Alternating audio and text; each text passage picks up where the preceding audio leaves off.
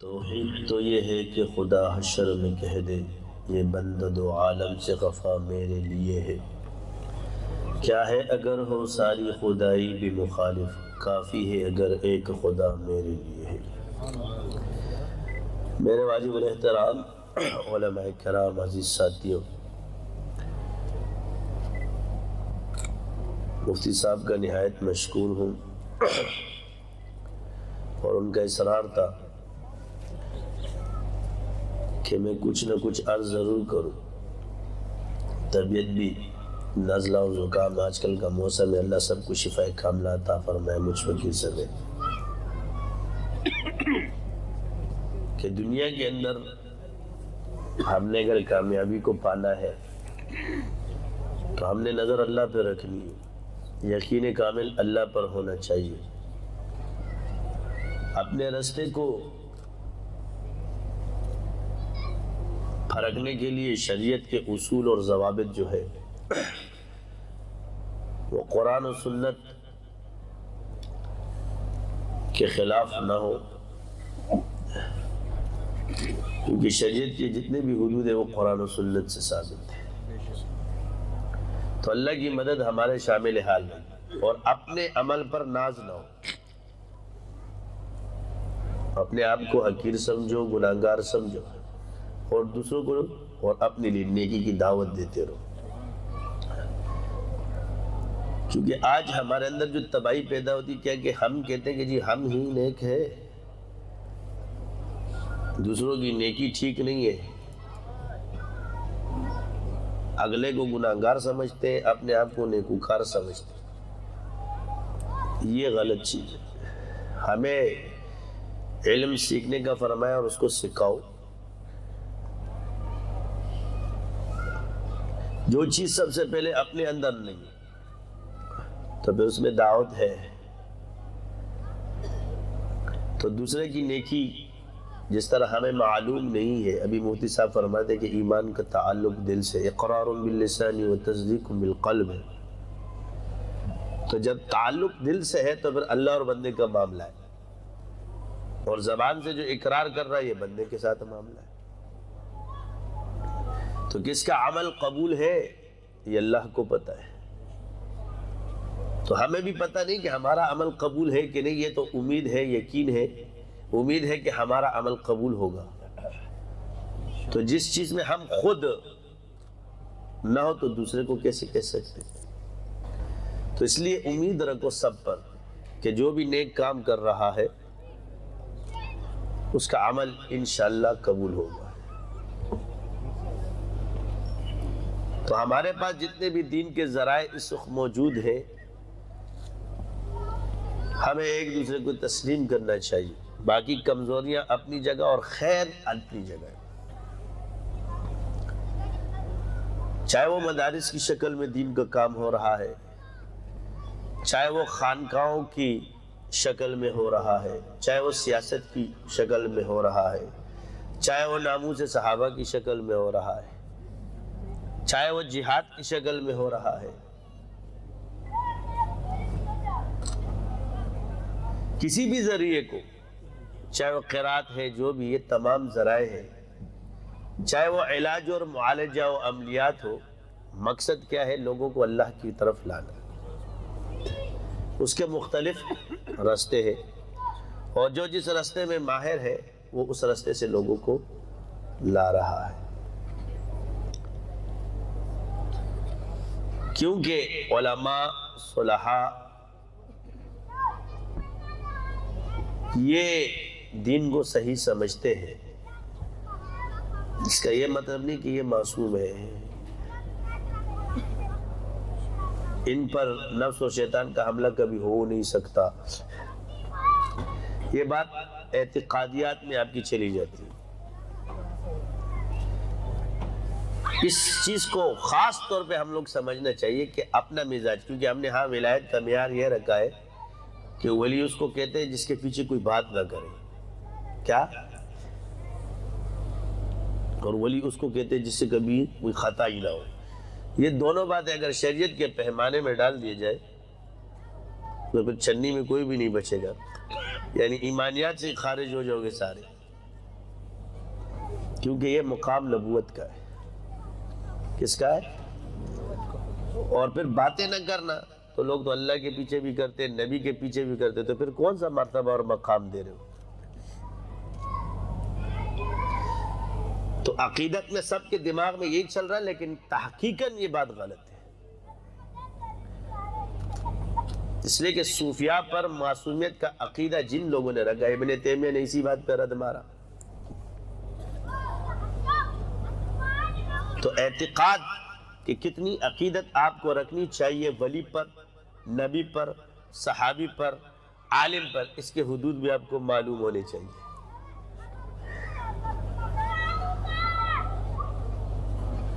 اللہ پر ہمارا عقیدہ کس طرح ہونا چاہیے؟ رسولوں پر،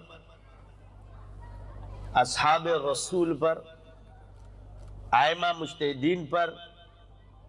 اکثر آپ کو کہیں گے جی ولی کتب ابدال، یہ صحابہ کے دور میں تھے کہ نہیں تھے؟ صحابیت خود ایک درجہ ہے جو کسی ولی اور کتب اور ابدال کو حاصل نہیں ہو سکتا. تابعیت خود ایک درجہ ہے جو کسی بھی غوث کو حاصل نہیں ہو سکتا. تبع تابعیت خود ایک درجہ ہے جو کسی بھی غوث کو حاصل نہیں ہو سکتا، اور باقی یہ درجے بعد میں حاصل ہو سکتے. یہ وہ درجے ہیں جو بند ہو چکے. یہی وجہ ہے کہ جب آپ حدود کو نہیں پہچانتے، علم کے حدود کے، اصحاب رسول پر جن لوگوں سے منہ سے کلام ہوا تو وہ حدود سے تجاوز کر گئے، ان کا وہ مقام نہیں تھا. اور پھر بعد میں صفائیاں دینے والے بھی وہی اصول پکڑ کے بیٹھ گئے. تو عرض یہ ہے کہ احادیث مبارکہ ہو یا قرآن کی آیات ہو، جہاں باطل اس سے قیاساً اصحاب رسول کی برائی بیان کرتے ہیں تو وہاں احادیث مبارکہ سے تو استثناء ثابت ہے، ان کے مناقب بھی ثابت ہے. تو اس چیز سے تو حضور نے بھی ان کو مستثنیٰ کیا، تو ان کا قیاس تو ایسے بھی باطل ہو گیا. پھر کچھ نحوی ترکیبوں میں وہ ماہر ہے، تو پھر جب قرآن کے اس مقام پہ پہنچ جاتے تو پھر یہ بھی گڑبڑ ہو جاتے ہیں. ہمارے والے بھی دلیلاً کبھی کبھی ان باتوں کو پیش کر رہے ہوتے، کیونکہ قرآن کا اعجاز ہے کہ قرآن و سنت کے سامنے آ کے ہر اصول، ہر چیز، ہر بزرگ کی بات ٹوٹ سکتی ہے.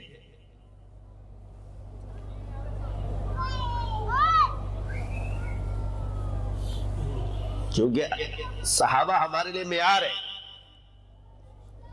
ان کا استاد حضور ہے. ایمان کا پتہ صرف نبی کو ہوتا ہے، اللہ کے بعد اگر کسی کو تو وہ نبی کو ہے، ورنہ اصحاب کو بھی یہ حدود دی. تو تمہارے بزرگوں کے پاس کہاں سے آ گیا بھائی؟ تو ایک شخص نے جب کلمہ پڑھا تو صحابی نے اپنے اجتہاد سے ان کو شہید کر دیا. تو آپ علیہ السلام نے کیا فرمایا؟ یا رسول سے ڈر کے پڑھا ہے. تو آپ کا اجتہاد یہ ڈر کے پڑھا ہے ایمان پہ کہا. تم نے اس کا دل چیرا تھا.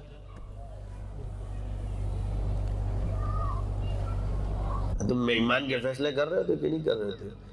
ہر اپنے والے کے پیچھے بھی پڑے ہوتے، اس کا ایمان نہیں ہے، اس کا نہیں ہے، اس کا نہیں ہے، اس کا نہیں ہے. یہ میں آج تمہیں بتا رہا ہوں، سنتے جاؤ. اسی طرح کسی کے کشف پہ ایمان کرنے کے، یار میرے کشف میں آگے یہ مومن نہیں ہے، کیا یہ معتبر ہے؟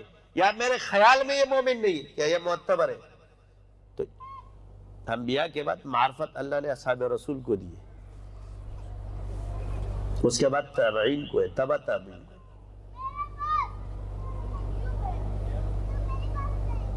تو اصحاب رسول نے کیا فرمایا؟ ایک شخص جنگ لڑ رہا ہے، یعنی یہ تم کسی کو جنتی نہیں کہہ سکتے.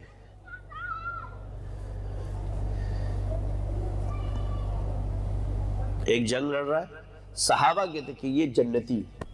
کیا فرما رہے؟ اس کی بہادری کو دیکھ کے کیا فرما رہے؟ یہ جنتی ہے. فیصلہ حضور نے فرمایا جہنمی ہے. کیا فرمایا؟ صحابہ نے کیا ظاہر کو دیکھا، فعل دیکھا ہے نا. بات یہ نہیں ہے، بات یہ کہ یہ حدود جو نبوت کی بیان یہ صحابہ کو یہ چیز نہیں دی، اس لیے فرمایا. وہاں بھی کیا دل چیرا تھا، یہاں بھی کیا ہے اندازہ ہے، آپ لوگ کی رائے ہے جنت کے بارے میں، اس نے خودکشی کی۔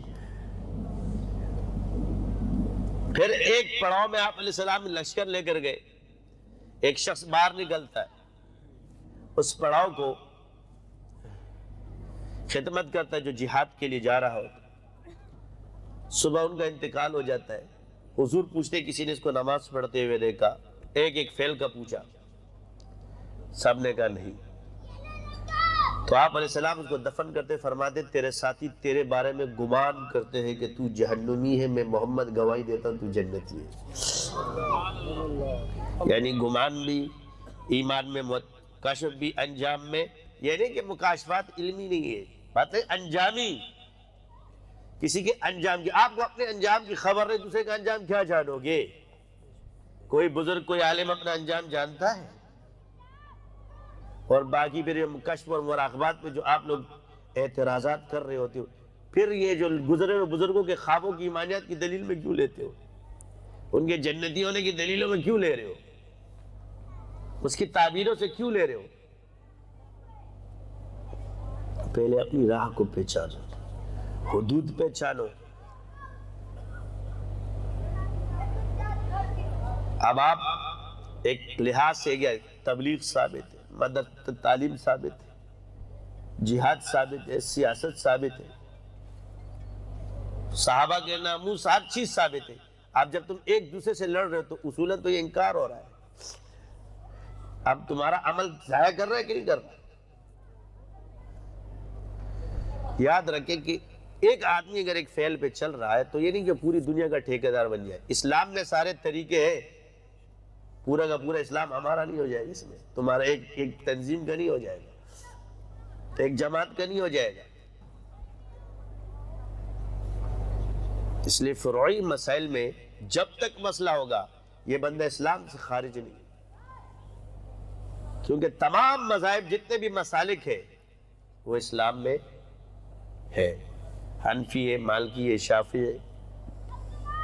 اسی طرح تصوف، اب اکثر کہتے ہیں جی صوفی فلاں سے چلے، سب سے پہلی بات یاد رکھو، تصوف میں ثابت کر دوں گا کہ تمہیں اہل سنت والجماعت کے علاوہ کسی کے پاس نہیں، باقی ہر چیز تو میں غیروں میں ثابت کر دوں۔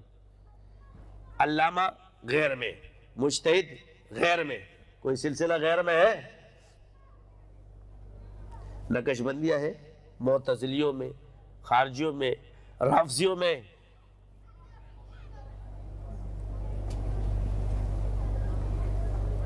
شاذلیہ ہے، چشتیہ ہے، قادریہ ہے، سہروردیہ ہے؟ نہیں ہے، مگر مولوی اور علامہ ان میں بھی ہے۔ یہ سلسلے کس میں؟ عقیدہ اہل سنت والجماعت کے پاس۔ لیکن آج عقیدہ اہل سنت والجماعت میں بیٹھے لوگ اس کا انکار کرتے، فضول دلیلیں دے رہے ہوتے اس پہ، جیسے تم اس لیے بنے ہو جو کام ہے وہ کرو، ٹیڑھے کام کیوں کرتے ہو؟ اپنے کام سے اپنے دوسری طرف کیوں جاتے ہو؟ تو ایک چیز ہے آپ کا عمل کیسے ضائع ہو رہا ہے، ایک دوسرے کا انکار کرنا یہ ضائع نہیں کرے گا تمہارے عمل کو، کیونکہ اللہ نے جس سے جو کام لینا ہے اس کا دل اسی طرف پھیر دے گا۔ یہ یاد رکھنا، المرء مع من احب، جس کی محبت جس کے دل میں اللہ لے گا اس سے کام اس طرف، کسی کی تبلیغ کی طرف، کسی کا تصوف کی، سیکھو سب لیکن شعبہ ایک ہی پکڑتا ہے۔ درس نظامی پوری پڑھنا پڑتی ہے۔ بڑے تمہارے یہاں کے مناظرین، ہمارے ایک نے کتاب بھیجی کہ جی ابن تیمیہ رحمۃ اللہ علیہ نے کتاب کے الرد علی الشاذلیہ، بیٹا دیوبند کی مدد وہ کتاب بھیجی، میں نے کہا اس میں کیا، جب کتاب پڑھی تو لکھا دیجیے سنت سے ثابت نہیں، میں نے کہا اگر لفظ دلیل سنت لی جائے تو پھر سنت سے تو یہ بھی ثابت نہیں ہے۔ اور رہا یہ اوراد ہے، احزاب ہے، یہ مجربات اولیاء ہے، اس کو سنت کون سمجھتا ہے؟ اس طرح تو آپ سنت کو بھی سنت سے ثابت نہیں کر سکتے، مدرسے کو بھی سنت سے ثابت نہیں کر سکتے کہ جو درس نظامی یا جو چیز ہم پڑھ رہے ہیں کیا یہ سنت سے ثابت ہے؟ نہیں۔ تو جب یہ گمراہی نہیں تو وہ طریقے اشغال صوفیہ یہ بھی بزرگوں کے مجربات ہے، لہٰذا یہ بھی شرعاً جائز ہے۔ دوسری چیز، ہمارے افکار اور نظریات کی جو کتاب مانی جاتی ہے المحند علی المفند، دیوبند کے بزرگوں کی لکھی ہوئی، اس میں کیا لکھا ہوا ہے کہ ہم ہمارے اکابر صوفیاء کے اشغال کے شاغل رہے، یہ نہیں کہا اذکار کے، اشغال کے، یہ شغل جو ہے نا نصاب ہے اس کا، تو ہر سلسلے کا شغل جدا ہے۔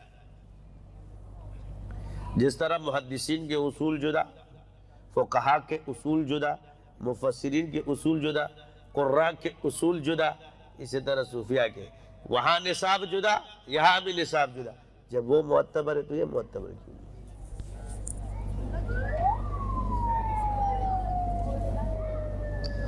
مگر وہاں جائیں گے نجد کا دماغ میں کھوپڑی لگیں گے گلا، جیسے ابھی بیٹھ کے کہتے ہیں وہ کت۔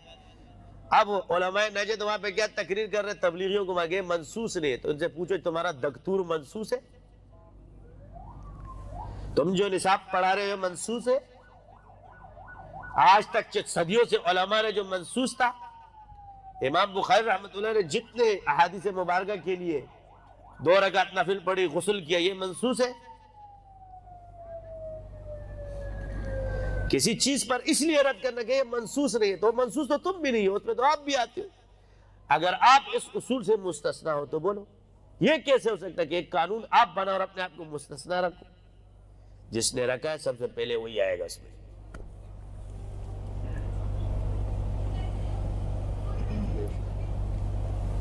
جس نے رکھا ہے، ہم تو جائز سمجھتے ہیں نا، تم بدعت سمجھتے ہو، تو اپنے بارے میں کیا خیال ہے ان کا؟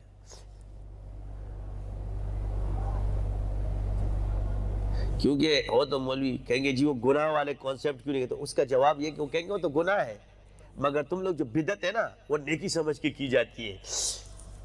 آگے سے فارمولہ کیا مارے گا؟ تمہیں جو بدعتی کہا تو کیا جی فارمولہ یہ ماریں گے کہ بدعت گمراہی ہے، اس کو نیکی سمجھ کے کیا جا رہا ہے، یہ زیادہ خطرناک ہے۔ وہ بھی مولوی ہے، ان کو بھی پتا ہے کہ ہم نے کون سا جو ہے نا تمہیں پکڑنا ہے، تو لہٰذا ان کے اصول کے مطابق اگر یہ چیزیں ہیں تو ان سے ہمارا سوال یہ کہ آپ اپنے آپ کو پہلے منسوس ثابت کرو۔ اگر لفظ منسوس پہ آ گیا تو پھر رواہ البخاری بھی نہیں پیش کر سکتے۔ سمجھ آ گئی؟ تو اس لیے آج جو سب سے اب آپ کے اندر ہر شعبہ زندہ ہے، مگر انکار ہے کہ نہیں؟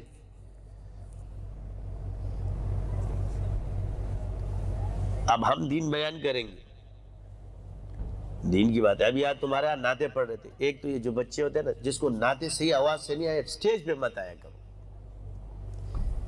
پہلے اچھی طرح سیکھا کرو پھر اسٹیج پہ کھڑے ہو۔ تم یہ مت سمجھو کہ یا اس سے تمہیں خوشی ہوگی، جتنے لوگ ہیں بھاگ جائیں گے، الٹا تمہیں سنائیں گے، اس کا جواب وہ بھی تمہیں ملے گا۔ قرآن کو اچھی طرح پڑھنا سیکھو، آواز اچھی رکھو۔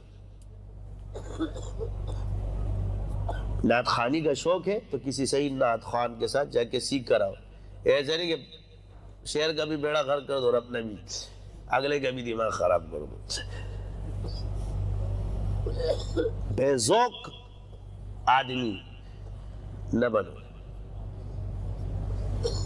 کانفیڈنس اچھا ہے تمہارا کہ اسٹیج پہ کھڑے ہو گئے، بہت سے اچھے پڑھنے والے اوپر کھڑے بھی نہیں ہوتے، تمہیں پڑھنا بھی نہیں آتا کھڑے ہو گئے، یہ تمہارے کانفیڈنس ہے، تو سیکھو۔ یا تو کسی کو اللہ تعالیٰ نے اچھی آواز دی ہوتی ہے، یا آپ سیکھ کر اور مجاہدے کر کے اپنے آواز کو صحیح کرو، یہ بھی دین پھیلانے کا ذریعہ ہے۔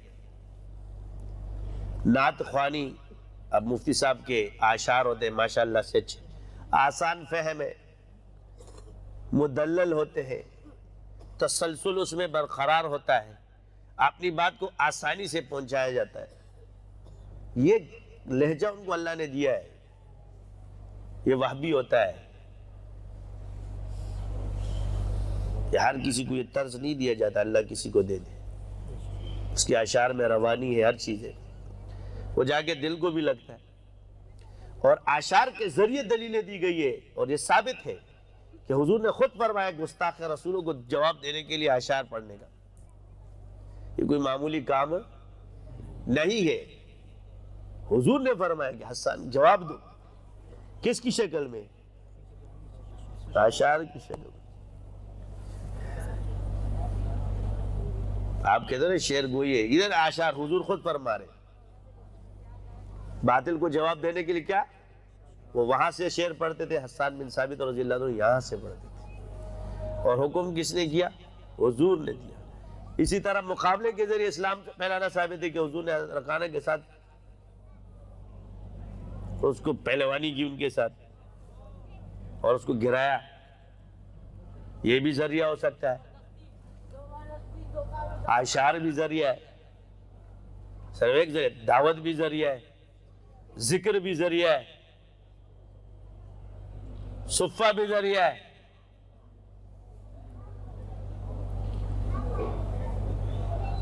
ہم ان صوفیوں میں نہیں ہیں۔ تمہارا تصوف کیا ہے؟ یار ہم کمزور لوگ ہیں، تصوف کو وہ سیکھا ہے اس لیے سکھا رہے ہیں کہ جس کا اصل مقصد کیا ہے اس کو پہچانو،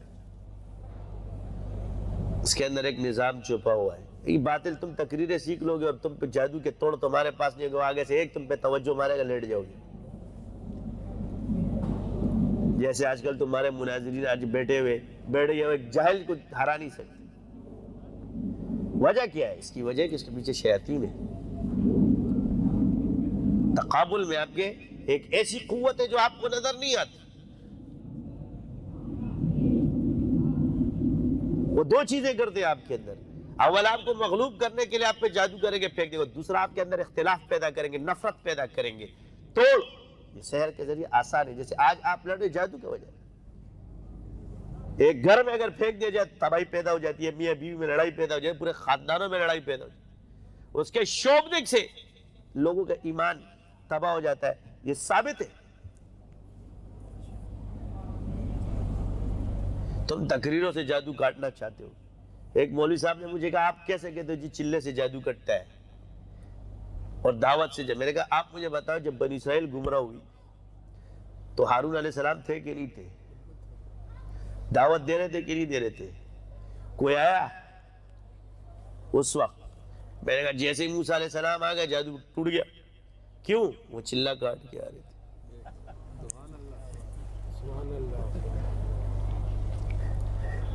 یہ اتنا انتظام اس چلے کے لیے تو تھا۔ پھر آپ کہتے ہیں جی چلے کی کیا دلیل ہے؟ اب 30 دن اور 10 دن کی دلیل اللہ نے اس میں رس کیا رکھا ہے؟ 30 اور 10، اب عدد سے اس کا حل موجود ہے، باقی تمہارے پاس نہیں۔ اب 30 3 کا عدد پیش کرتا ہے اور 3 اللہ کے نام کا عدد ہے۔ اللہ کے نام کے عدد بنتے 66، اس کی دہائی 12 اور اکائی 3، اور حضور کے نام احمد اور محمد، اس کا نام ہے احمد کے عدد 53 بنتے، اس کی اکائی 8 بنتی ہے، اور محمد کی 92 بنتے، دہائی 11 بنتی ہے اور اکائی 2 بنتی ہے۔ آپ 2 اور 8 کیا ہوئے؟ 10، 30 اور 10 چلہ ہو گیا۔ چلے کا راز سمجھ میں آ گیا؟ اللہ محمد اور احمد ہے۔ اگر 11 ہو گیا تو 92 کا عدد بنتا ہے، محمد کا عدد ہے۔ وَلِتَعْلَمُوا عَدَدَ السِّنِينَ وَالْحِسَابَ وَكُلَّ شَيْءٍ فَصَّلْنَاهُ تَفْصِيلًا۔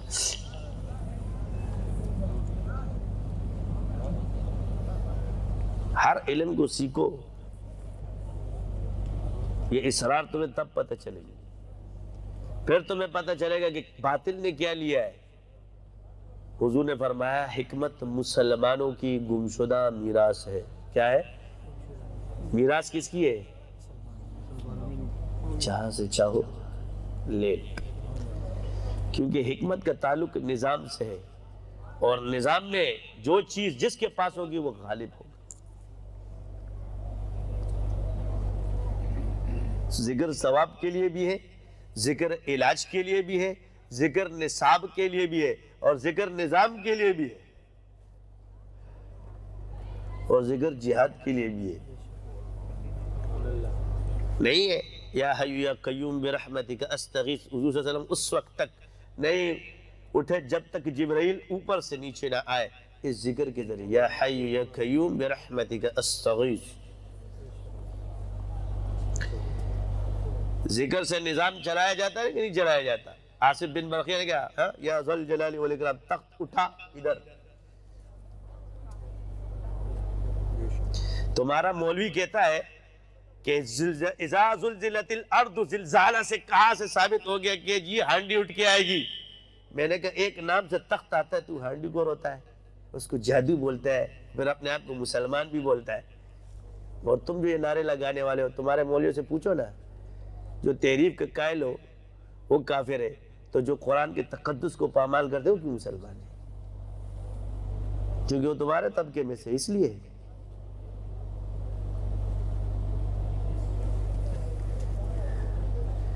نہیں چھوڑوں گا تم لوگوں جب تک اسے توبہ نہیں کراؤ۔ گناہ اپنی جگہ ہے، کفر، ایک مسلمان مومن ہو سکتا ہے، فاسق بھی ہو سکتا ہے، لیکن ایک مومن کافر بھی ہو، مومن اور کافر یہ اکٹھے نہیں ہو سکتے۔ تم لاکھ اس کو کرتے رہو، تم اس کو بچا نہیں سکتے۔ اس کا یہ مطلب نہیں تھا، اس کا یہ مطلب واضح کر۔ یہ تو صوفی نہیں ہے نا۔ صوفیوں نے زیادہ سے زیادہ کیا کیا ہوگا؟ کیک کاٹ لیے ہوں گے، ہاتھ چوموا لیے ہوں گے، پیر چوموا لیے ہوں گے، اس سے زیادہ کیا کام کیا ہے؟ پگڑی پہن لی ہوگی، شلواریں دوسری کر لی ہوگی۔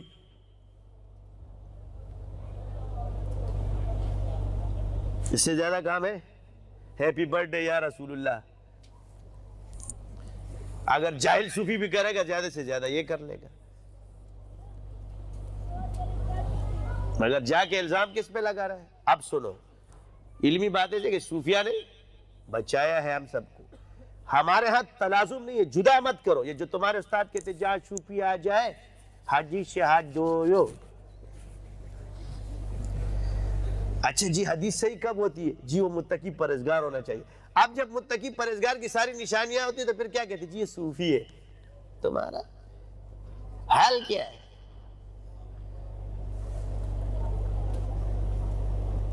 امپورٹڈ اقوال جو ہوتے ہیں نا، سکر خرابی ہوتی ہے۔ جس کے پاس دونوں علم ہو اللہ نے اس کو بچایا ہے۔ اب سوال یہ، اب سنتے جاؤ، معتزلی کون تھے؟ بتاؤ نا، کتنے مولوی بیٹھے؟ صوفی تھے کہ مولوی تھے؟ بولا نا، مولوی تھے۔ اچھا جی رافضی کیا ہے؟ انہوں نے اپنے آپ کو صوفی بولا ہے، مجتہد بولا ہے؟ اچھا جی ناجیہ، جتنے فرقے ابھی آتے جاؤ نیچے۔ قادیانی کون تھا؟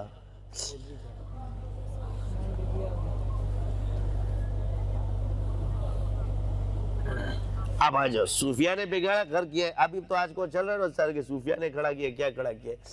یہ ڈرامے بازیاں چھوڑو، اگر عیب نکلنے پر آ جائے گا۔ اب آ جاؤ، اکبر بادشاہ پتہ کس کی وجہ سے گئے؟ منظور احمد نعمانی صاحب کی کتاب ہے، میں نہیں کہہ رہا کہ یہ تہجد گزار آدمی تھا۔ سب جب مولوی مناظرہ کرتے تھے اس کے دربار میں گمراہی کا سب کیا تھا؟ وہ رافضی جس نے اس کو گمراہ کیا تھا وہ کون تھا؟ اب اس بر صغیر میں اسلام جب زندہ ہوا کس کی برکت سے؟ مجدد الف ثانی کون تھا؟ تو بولو نا، تم لوگ آج میں نجدیوں کا دماغ سیٹ کرنے آ گیا۔ بولو کون تھا؟ صوفی تھا۔ امام ابو حنیفہ رحمۃ اللہ علیہ گئے کس کے پاس؟ سیکھنے کے لیے، مجتہد بننے کے لیے گئے تھے، یا تقوی نہیں تھا، یا معرفت سیکھنے گئے تھے امام جعفر صادق کے پاس؟ جب ہمارا مجتہد امام تصوف سیکھ رہے تو تم کہاں سے مستثنا ہو گئے؟ خوش کو پھر آ جاؤ حاجی امداد اللہ مہاجر مکی رحمت اللہ علیہ، ہمارے سارے اکابر ان سے بیعت ہوئے اور ان سے تصوف سیکھی۔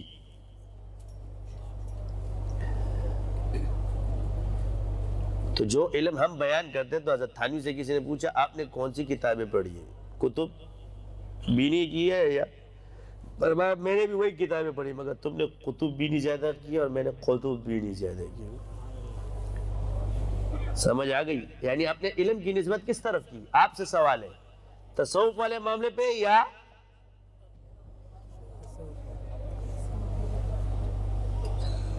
تو عرض یہ ہے کہ یہ دونوں لازم اور ملزوم. سمجھ گئے؟ قرات ہم نہیں سیکھیں گے، یہ سارے شعبے بزرگوں کی محنت سے اللہ نے اللہ والوں کو اس لیے کھڑا کیا اور آپ تک پہنچائے، ہم تک پہنچائے. ہم پہ لازم ہے کہ ہم آگے پہنچے. اگر آپ نے باطل کو شکست دینی ہے تو چلہ کشی کو اختیار کرو، سمجھے نا؟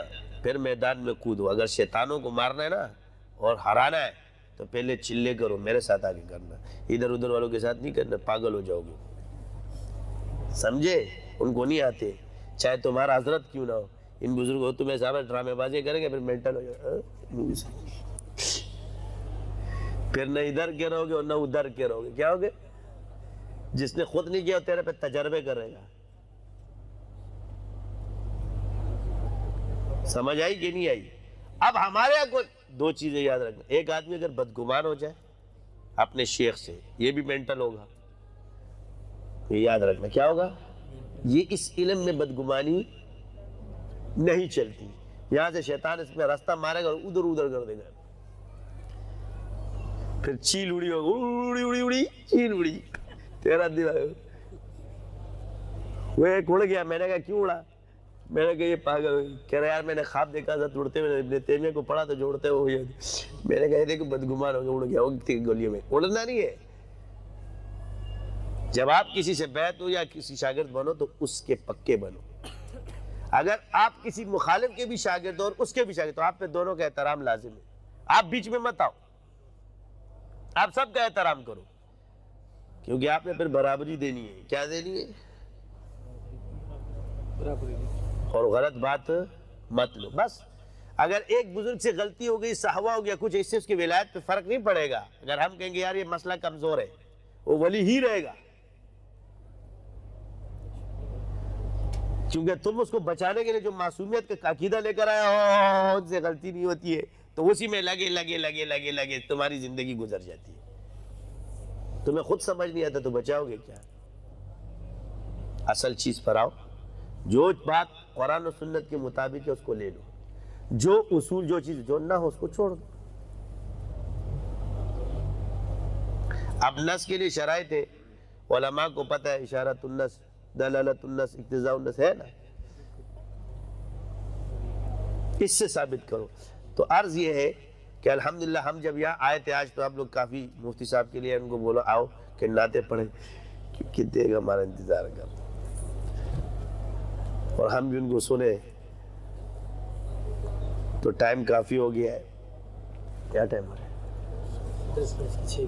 ہمارا آج کل وہ مثال ہے، جب بھوک لگتی ہے کسی بھوکے سے کسی نے پوچھا کہ دو کتنے کا؟ 4 روٹیاں. تو آج مفتی صاحب کا بیٹے کی شادی بھی ہوئی ماشاءاللہ سے، اور ابھی پتہ چلا کہ سفیان کی شادی ہو گئی ہے. اللہ مبارک کرے. تو یہ دونوں الحمدللہ ایک دعوت بھی ہے، ولیمہ تقریب بھی ہے جو سالانہ یہاں ہوتی ہے. ہم جب یہاں آئے تھے یہ بالکل بے آباد جگہ تھی اور ایک سنسان سی جگہ تھی، اور آج اللہ کا شکر ہے دیکھو آباد بھی ہونا شروع ہو گیا، پورا علاقہ آباد ہو گیا. تو عرض یہ کہ جب آپ اللہ پر بھروسہ رکھتے ہو تو اللہ آپ کو چھوڑے گا نہیں.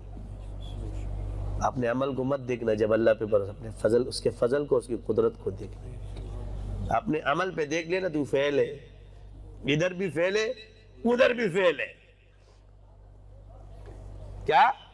اگر تیرے اپنے عمل پہ ناز آ گیا تو ادھر بھی فعل ادھر بھی فعل. ہاں، اور اگر اللہ کا فضل ہے تو ادھر بھی بچت ہے ادھر بھی بچت ہے. سبحانک اللہم و بحمدک اشہد ان لا الہ الا انت استغفرک. تو ہماری تقریر میں یہ نہیں خدا نہ خواستہ کہ تم سمجھو کہ یار مولوی ہے.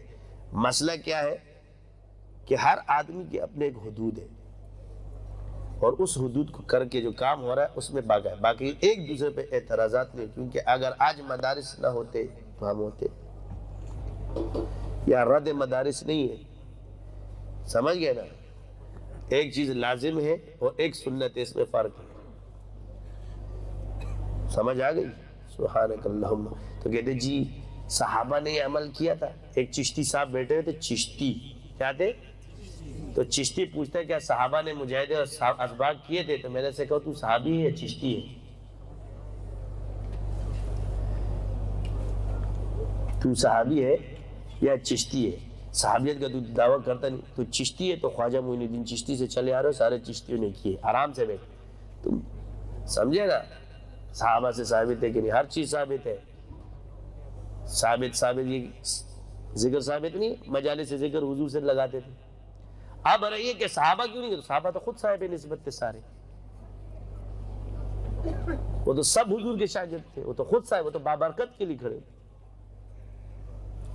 سبحانک اللہم و بحمدک اشہد ان لا الہ الا انت